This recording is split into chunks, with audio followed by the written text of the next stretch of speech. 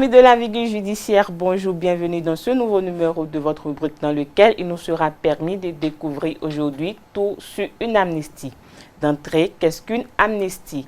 L'amnistie peut être vue comme l'effacement de certaines condamnations qui figurent au casier judiciaire. Cet effacement est décidé par une loi spécialement votée à cet effet par le Parlement. Il s'agit d'une mesure générale et collective contraire à la grâce présidentielle qui, elle, est une mesure individuelle relevant du président de la République. Que comprendre de la loi d'amnistie?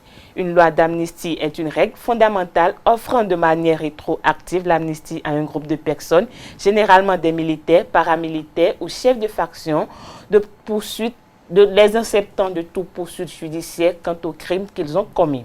Il s'agit souvent de crimes de guerre ou de crimes contre l'humanité. Peut-on dire qu'il existe pareille loi en République du Bénin? En toute honnêteté, la question serait de savoir si une telle loi est prête à prouver son effectivité en République du Bénin, puisqu'en réalité, une proposition de loi spéciale d'amnistie au profit de personnalités en exil a été rejetée le 3 janvier 2024 par la Commission des lois de l'Assemblée nationale.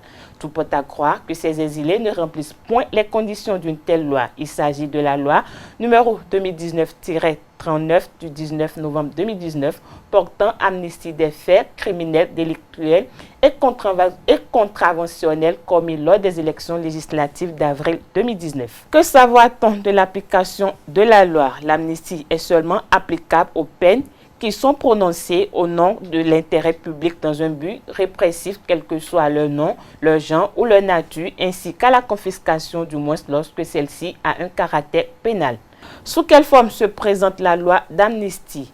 Pour accorder l'amnistie, il faudrait se retrouver dans certains types d'infractions et ou de délits. Dans ce cas, les conditions de l'amnistie tiennent aux infractions amnistiées, aux bénéficiaires de l'amnistie ainsi qu'aux autorités compétentes. L'infraction amnistiée, traditionnellement, l'amnistie était liée aux infractions à caractère politique. L'amnistie a par la suite été étendue à toutes les formes de délinquance.